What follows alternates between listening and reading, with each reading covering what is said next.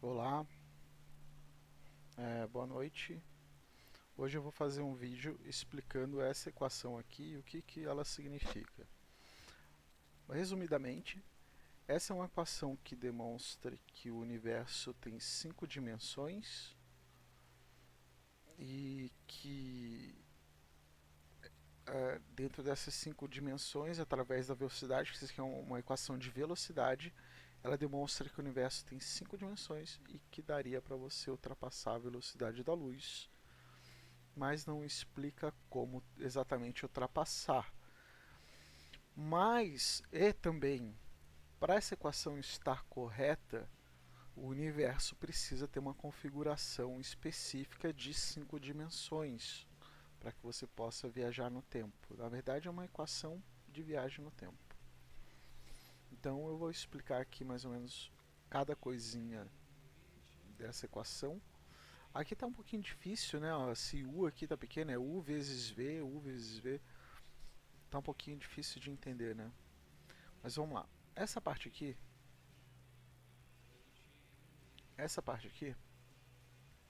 é, são as transformações de Lorentz. São as transformações de Lorentz para velocidades.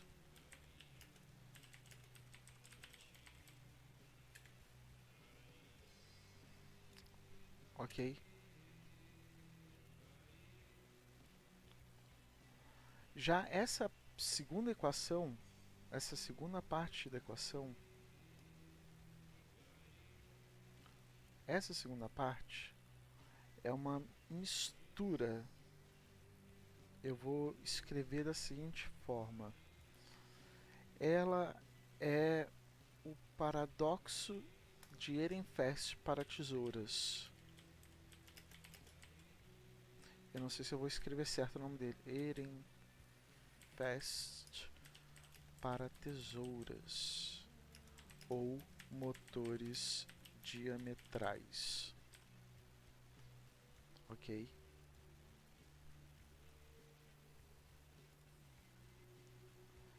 E esta equação aqui, esta parte da equação aqui, e essa aqui é simples, é um 2A, mas essa parte da equação aqui é a constante de Feigenbaum. E eu vou tentar explicar elas aqui para vocês. Faz tempo que eu fiz essa equação e não pensei mais no assunto. Então eu vou tentar explicar direito aqui todo desenrolar. Constante de Feigenbaum.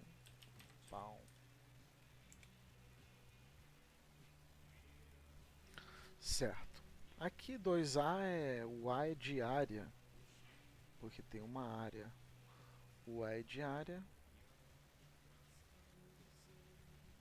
Vamos colocar aqui.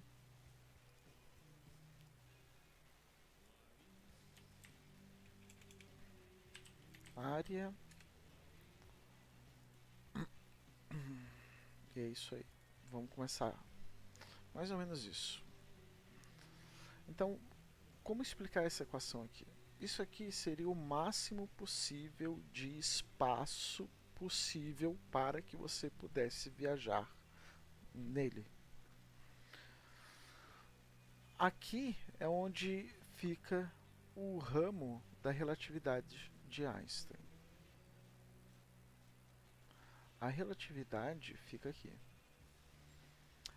Todo o resto, né, a relatividade termina aqui. Todo o resto daqui para a direita já é outra equação. Daqui para a direita, né, foi tudo eu que desenvolvi.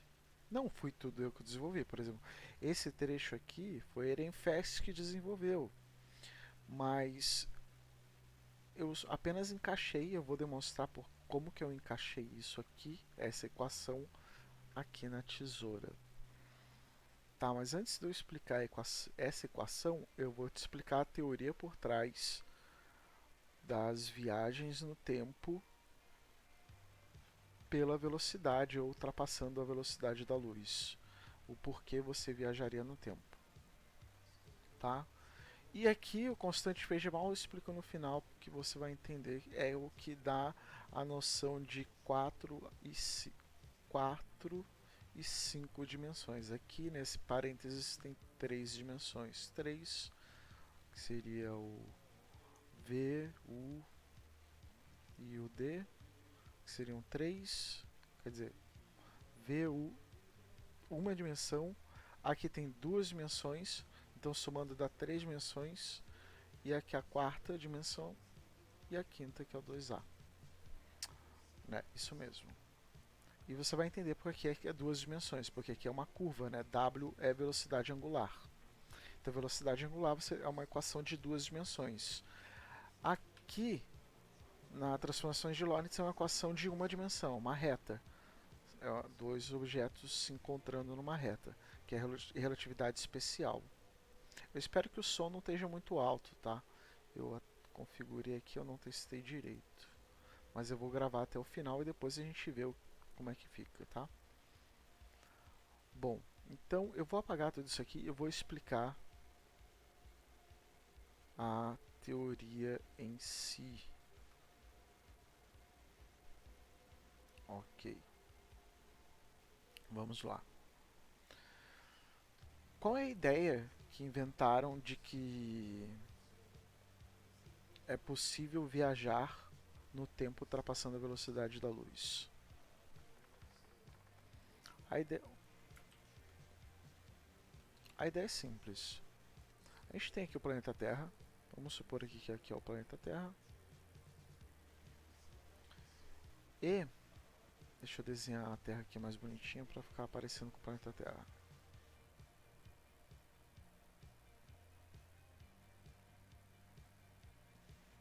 Aí tem a África aqui. Beleza. E tem... Vamos pintar de branco aqui para ficar bonitinho. Opa, exagerei. E tem aqui a Antártida. Pronto. Aí vamos imaginar que nós temos uma nave espacial. Que ela sai. Aqui tem uma nave. Esqueci de colocar a cor. Aqui tem uma nave espacial. Certo? E ela vai se afastar da Terra. Mas antes de eu explicar a gente viajar com a nave, eu tenho que explicar o seguinte: as ondas eletromagnéticas elas viajam na velocidade da luz. Para a gente poder entender tudo. Então imaginamos que a gente vai começar a viagem e no horário ali do jornal que está passando na televisão. Então vamos supor que o jornal já passou meia hora, 1 hora. Então aqui, digamos, deixa eu botar outra cor. Aqui está a onda do começo do jornal. Começo do jornal. E aqui o final do jornal. Certo? Então vamos ver aqui. As ondas estão andando, né? Aqui é a frente de onda. Então as ondas passaram no tempo, nesse momento aqui. Deixa eu baixar o som aqui, que eu acho que está muito alto. Então, nesse momento aqui é a frente de onda, quando começou o jornal, é um momento no tempo no passado em relação a esse momento aqui, ok? Então, estamos acertados aqui. Então, a nave espacial, ela tem 3 situações de viagem, né? De velocidade. Ela pode estar aqui a nave pode estar aqui. Abaixo, a velocidade da nave, o V da nave, está abaixo da velocidade da luz. Ou ela pode estar aqui, onde vamos supor que ela está viajando, né?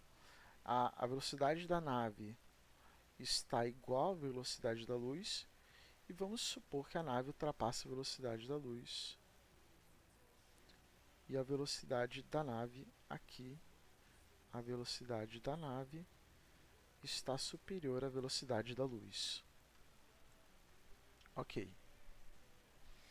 Então, vamos analisar as três situações e comparar que nessa nave ela tem uma televisão, ok?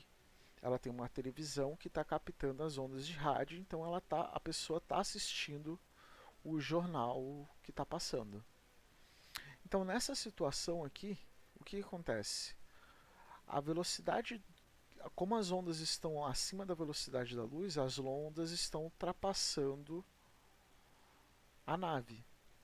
Então, o que acontece? A transmissão fica com tempo positivo, né? Vamos dizer assim.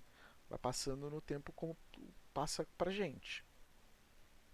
E conforme a nave vai acelerando e chegando próximo à velocidade da luz, a velocidade do tempo da transmissão começa a ficar retardada, né? Ela vai ficando retardada até que o momento que a nave chega na velocidade da luz, ela fica na mesma velocidade da onda, então ela vem sempre ver a mesma onda. Então a imagem da TV vai ficar congelada no tempo. Então ele vai, se o astronauta olhasse para trás, para a Terra, ele ia ver a Terra congelada no tempo, sem girar nem nada. Como ele vê a frente de onda parada no tempo. Aí ele vê a transmissão parada no tempo porque ele está nessa frente de onda sempre. E aí, acelerando, no caso, se ele viajasse mais rápido que a velocidade da luz, ele estaria ultrapassando as frentes de onda. Então, as frentes de ondas estariam rebobinando e ele veria a transmissão da, do jornal rebobinando nesse caso aqui. Ia ficar negativo e aqui ficaria zero. Aqui a transmissão ia ficar negativa, né? Então, esse é o princípio básico de viagens no tempo através da velocidade. No caso, se você ultrapassasse a velocidade da luz, você voltaria no tempo passado. Só que isso é um pouquinho difícil, mesmo nessa configuração, porque você só conseguiria voltar para o passado em lugares que fossem à frente de você, que estivessem na sua frente. Quer dizer, não. É meio confuso. Na verdade, você teria que fazer a volta sempre acima da velocidade da luz, mas a partir do momento que a Terra ficasse na sua frente, ela não ia mais rebobinar, porque atrás da nave está rebobinando, mas na frente da nave tudo começa a acelerar numa velocidade muito mais rápida.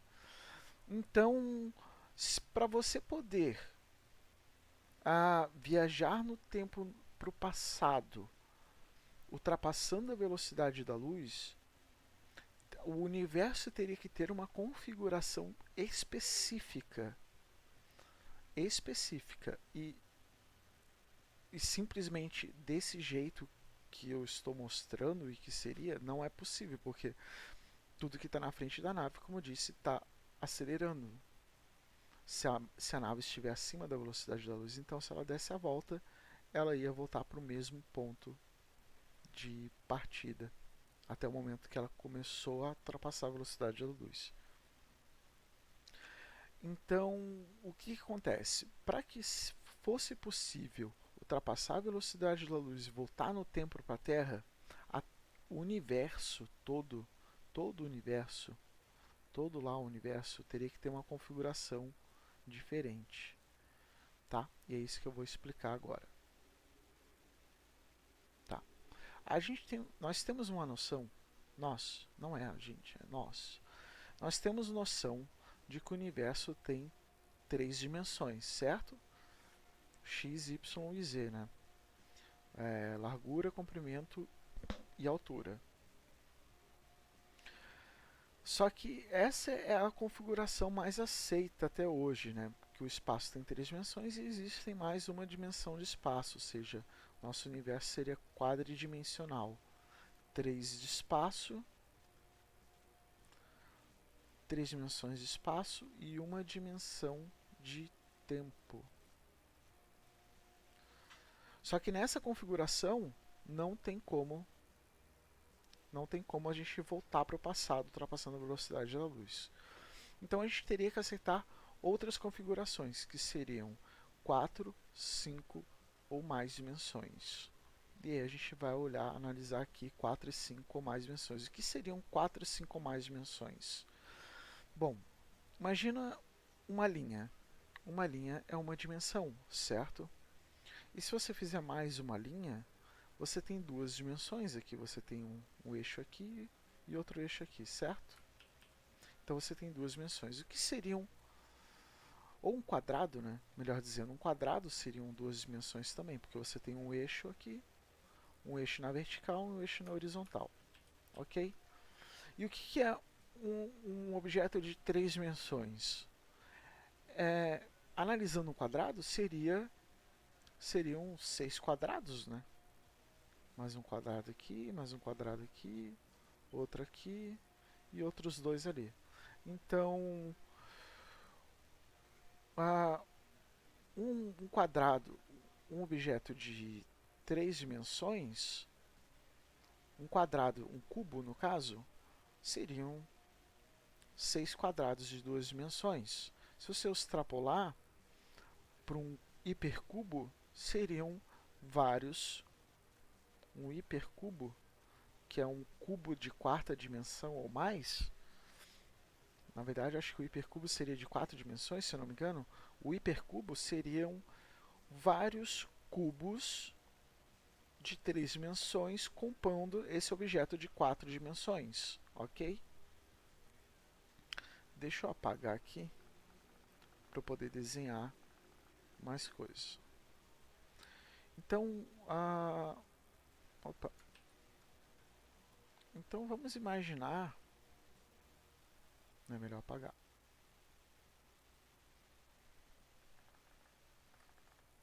Então vamos imaginar que o espaço teria 4 dimensões e a gente já entendeu que é formado de 4 cubos de alguns cubos de 6 dimensões. Eu não lembro de cabeça agora quantos cubos são para 4 dimensões.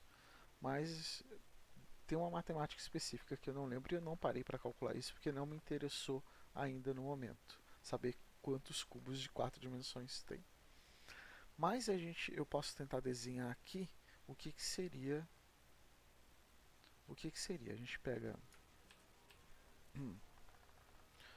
pega aqui um cubo, e se você adicionasse mais uma dimensão, seria você adicionar mais um eixo perpendicular aqui a todos os vértices.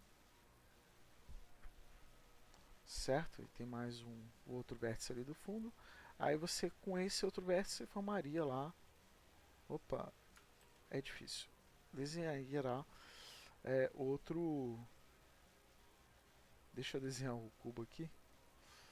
Desenharia lá outro cubo, aí ficaria uma bagunça aqui que não. A gente não consegue representar um objeto de 4 dimensões em 3 dimensões. O máximo que a gente consegue é desenhar a sombra, e eu não sei desenhar a sombra de um objeto de 4 dimensões.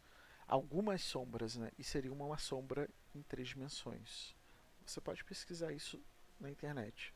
Sombras de objetos de dimensões maiores. Tá, então vamos imaginar que a gente tem lá o nosso cubinho de 4 dimensões, que é composto de vários quadradinhos, vários cubinhos de vários cubos de 3 dimensões. Vamos supor que eles estão alinhados ali. Eles estão alinhados no tempo, né? Porque existem duas configurações. Pode ser que, vamos supor que o universo é um cubo, então, né? Então, cada momento no tempo poderia ser, cada cubo desse universo de 4 dimensões poderia ser um momento de tempo sequencial. Essa ideia é uma das ideias que poderiam funcionar. Aí, no caso de você viajar acima da velocidade da luz, você sairia de um cubo e passaria para outro cubo de um t e t menos 1, por exemplo. Essa seria a ideia de 4 dimensões.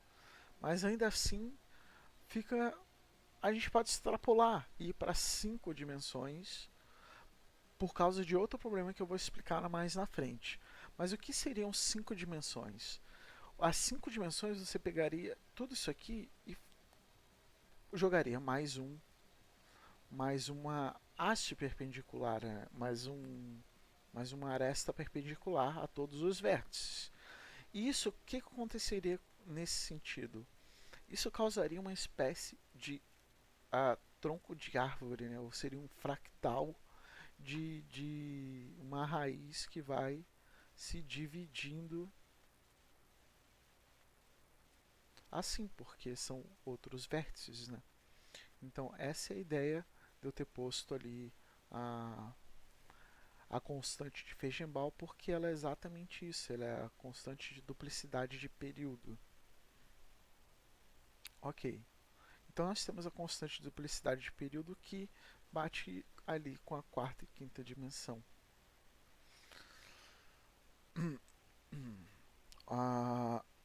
Mas como seria essa quinta dimensão? Seria a mesma coisa, seriam vários objetos de quarta dimensão dentro de um objeto de quinta dimensão.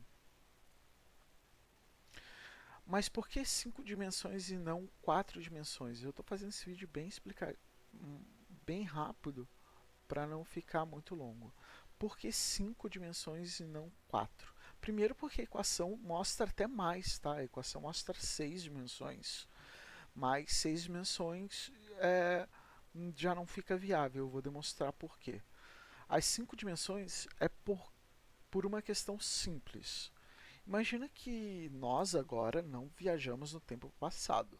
Mas pensa que eu e você resolvemos voltar no tempo. Nós ganhamos uma máquina do tempo agora que ultrapassa a velocidade da luz e nós resolvemos voltar no tempo e encontrar a nossa versão quando era mais jovem. E vamos supor que isso é verdade.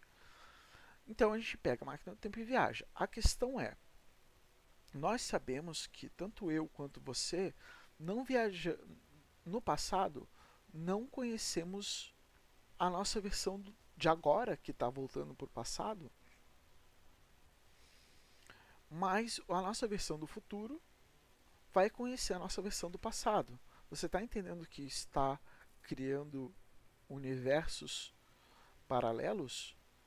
Essa é a ideia. Então, as 5 dimensões ela sustenta uma viagem no tempo de universos paralelos, ou seja, seriam vários cubos entre aspas, né, de vários universos tridimensionais numa estrutura 5D, onde quando você viaja no tempo você vai para outro universo ah, semelhante ao que você estava, só que no momento do passado. Essa é a ideia da equação. Mas por que eu coloquei 6 dimensões na equação? Deixa eu tentar achar aqui a equação. Aqui. Por que eu coloquei 6? Esse 2 aqui para multiplicar o A, que é a quinta dimensão, eu coloquei mais uma dimensão dupla. Aí eu vou te explicar por quê. Porque o máximo, vai demorar um pouquinho, o máximo que um artista consegue desenhar são desenhos de 6 pontos de perspectiva.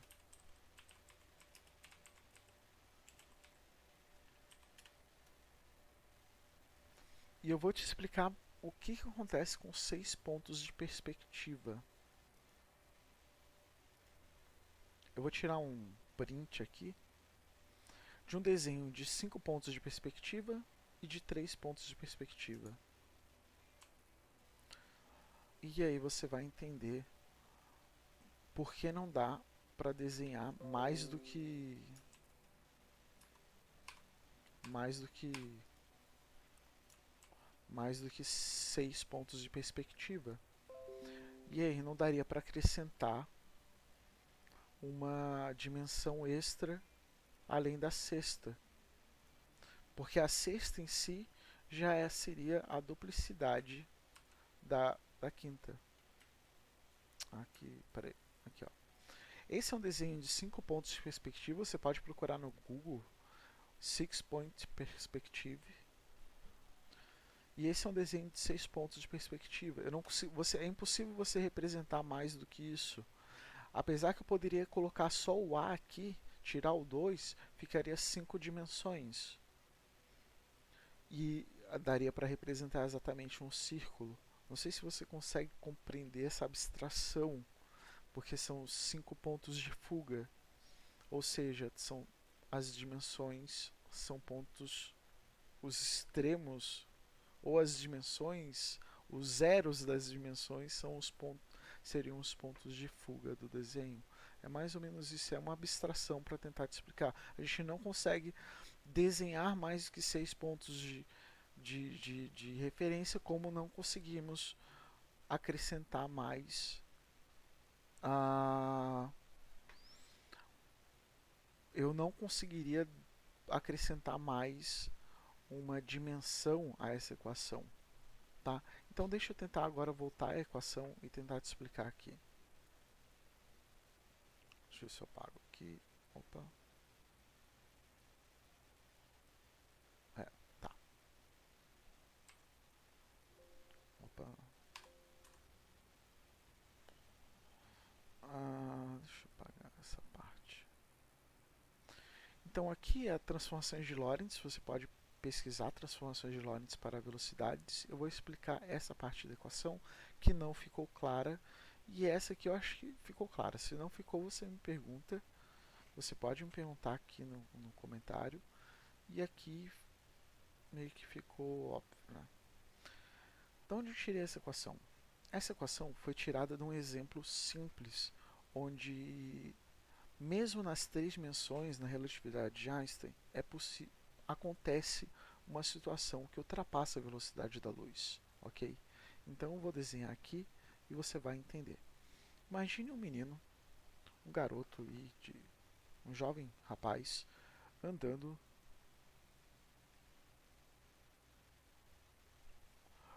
de skate. Imagine que ele está andando de skate numa direção e o skate é muito potente, ele tem motor e ele vai lá quase próximo à velocidade da luz. E esse garoto resolve pegar uma tesoura aqui e fechar a tesoura. No mesmo sentido e velocidade, no mesmo sentido, talvez ele pode dizer que é a velocidade, que ele está andando de skate, na mesma direção. Oh, esqueci de desenhar a cabeça dele. Nossa, é a mula sem cabeça. Tá, então o que acontece? Imagina essa situação, que ele está andando e ele resolve fechar a tesoura. Para explicar essa situação, essa equação é perfeita. Por quê? Porque esse vetor aqui é exatamente essa equação aqui, ó. Esse vetor é essa equação. Esse vetor aqui, se você for equacionar esse vetor aqui, que é o fio da tesoura cortando, para você saber qual a velocidade do corte da tesoura, é essa equação aqui. Basicamente isso. Porque você não consegue. Tem um problema que Poincaré apontou, que ele dizia que você não pode somar velocidades curvilíneas com velocidades retilíneas. Ele explicou isso na relatividade e deixou bem claro. E você pode pensar, tá errado, né? Porque você está somando aqui uma velocidade retilínea com velocidade curvilínea. Parece, mas eu não estou somando uma velocidade curvilínea. Eu estou somando uma velocidade reta. Porque, apesar das tesouras fecharem em movimento curvilíneo, a resultante da tesoura é uma linha reta, sempre vai ser a linha reta. A resultante do corte do fio da tesoura sempre vai ser uma linha reta. Então, eu posso somar transformações de Lorentz com essa equação que está usando velocidade curvilínea. Eu posso usar nessa situação específica, porque a tesoura está sim fechando produzindo uma velocidade retilínea.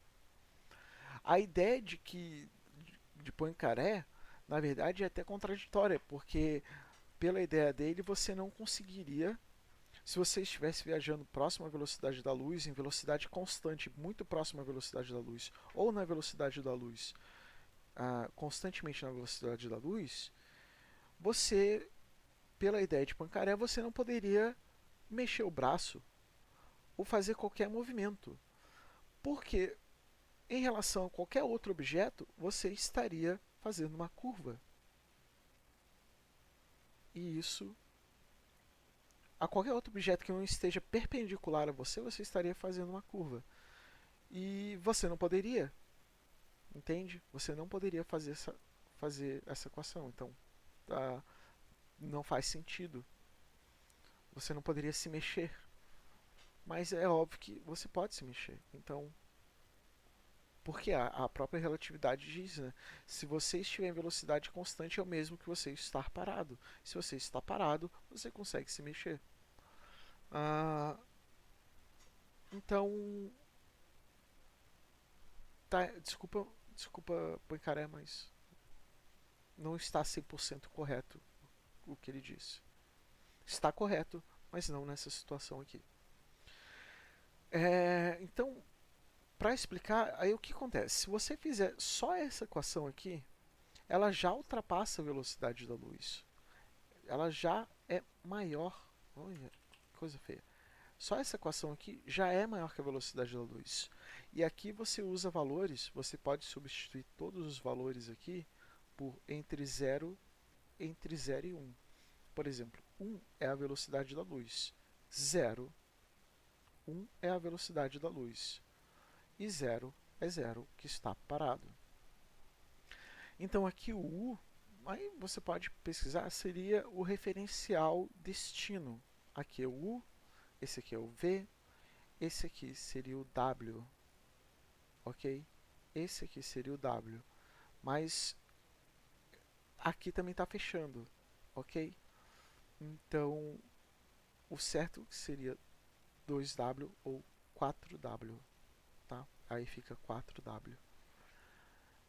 Eu te aconselho a fazer a equação, eu posso demonstrar, talvez em outro vídeo, exatamente essa equação detalhada, mas eu tenho um blog detalhando já como eu desenvolvi essa equação tintim por tintim através da tesoura, mas só essa equação aqui já supera a velocidade da luz.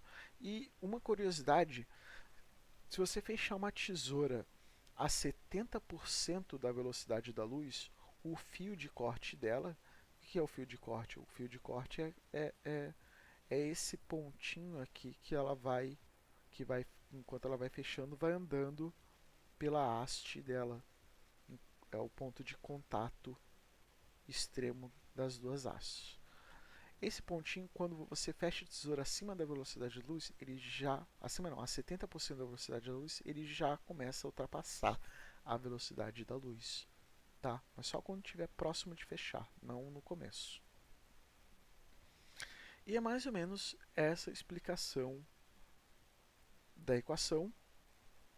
Por causa desta situação específica aqui, deixa eu apagar esse círculo. Por causa dessa situação específica do menino andando de skate fechando uma tesoura, para mim a equação está completamente errada. Essa situação não pode acontecer, ou seja, é impossível ver uma pessoa andando de skate fechando uma tesoura no mesmo sentido de direção que está andando de skate.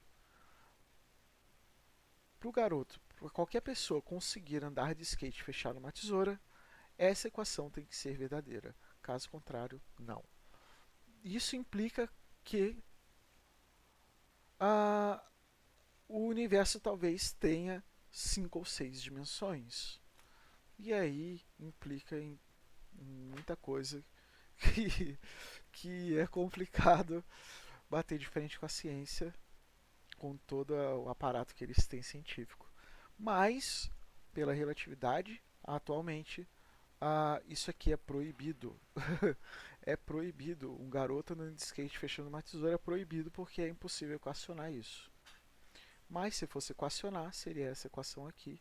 E eu vou deixar na descrição o blog explicando essa equação específica aqui, para que você possa entender essa situação.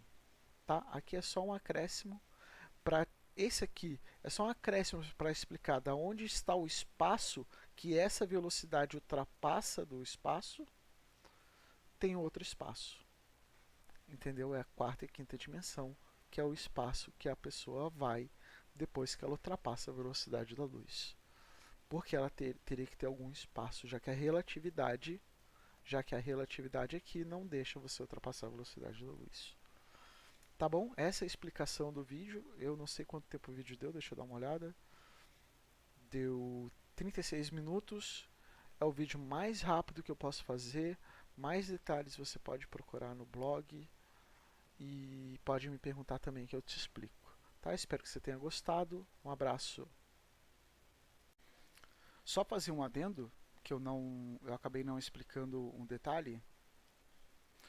Ah, por, é, que eu disse ali no vídeo que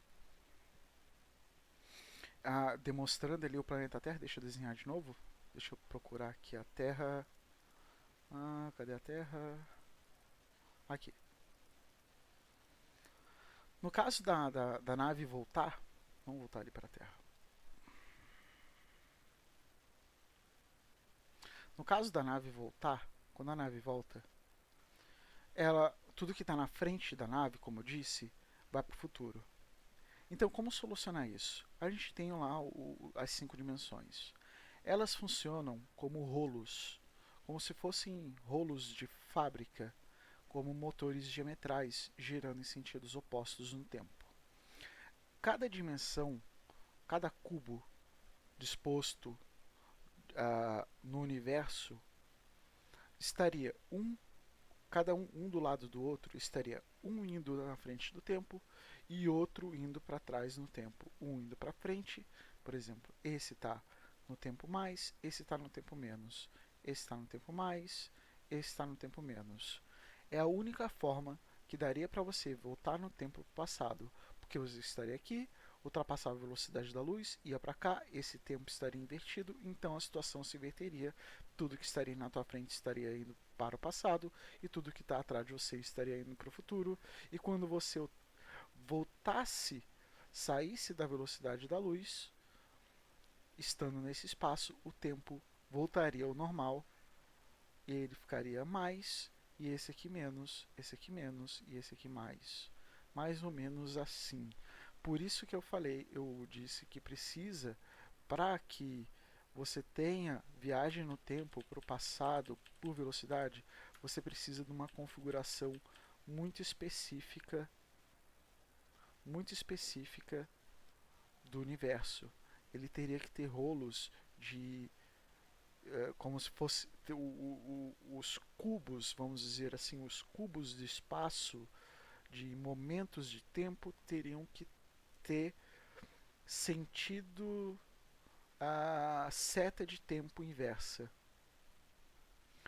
Então é isso, só para complementar, porque eu deixei em branco, e isso aqui tem que ficar explicado, porque senão não faria sentido. O que é, o que é estranho no exemplo do garotinho aqui da tesoura, que não funciona, mas eu não sei explicar exatamente o que acontece nessa situação aqui quando a tesoura ultrapassa, o fio da tesoura ultrapassa a velocidade da luz. Né? Eu não sei o que acontece, eu não faço ideia, eu nunca fechei uma tesoura a 70% da velocidade da luz.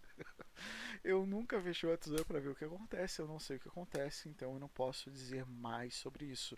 Eu apenas sei matematicamente que se você fechar a tesoura acima de 70%, ela ultrapassa a velocidade da luz devido à equação que eu demonstrei aqui. Tá bom? Esse é o vídeo e espero que você tenha gostado. Bom dia, boa noite, tchau!